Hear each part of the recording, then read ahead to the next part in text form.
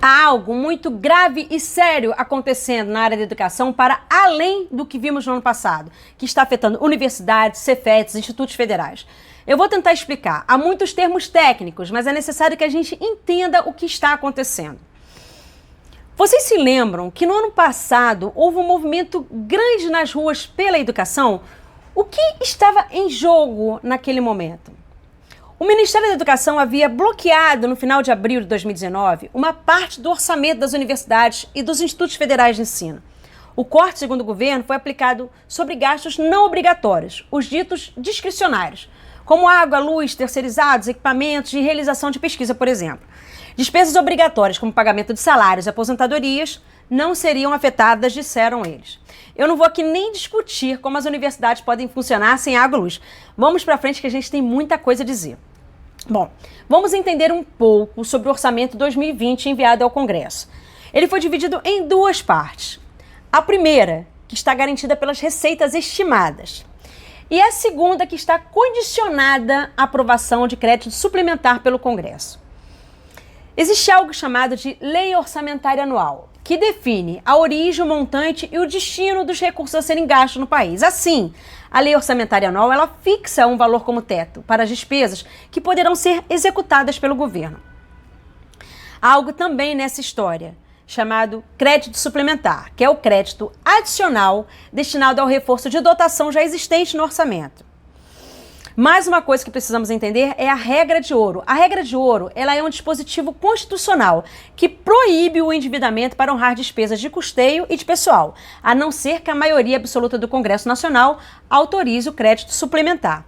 Sem esse crédito, o chefe do Executivo corre o risco de sofrer o impeachment por descumprir a regra de ouro do orçamento ou ele suspende pagamentos das despesas correntes, prejudicando a população, que é o que já está acontecendo em certa medida.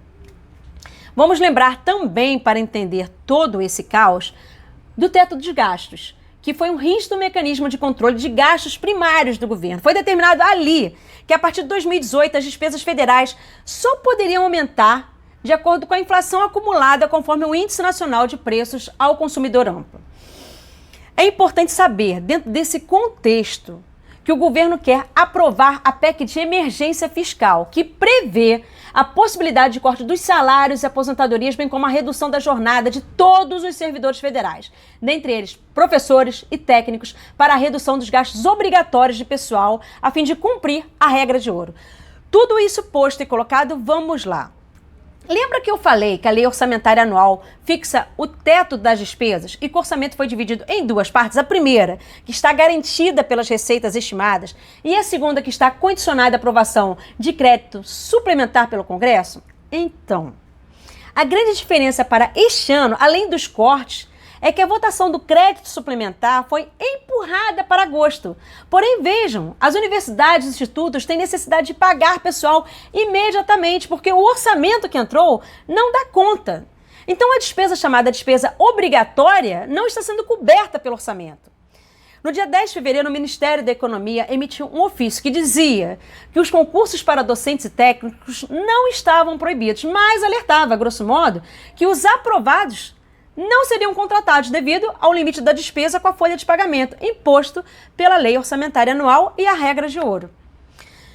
Para vocês terem uma ideia, a Universidade Tecnológica Federal do Paraná teve que suspender por tempo indeterminado o pagamento à progressão de qualquer natureza, retribuição por titulação, incentivo à qualificação, adicional de insalubridade, adicional de periculosidade, auxílio transporte, auxílio natalidade, dentre outros. Vocês não têm noção do clima de insegurança nos corredores das universidades, Cefetes e institutos federais.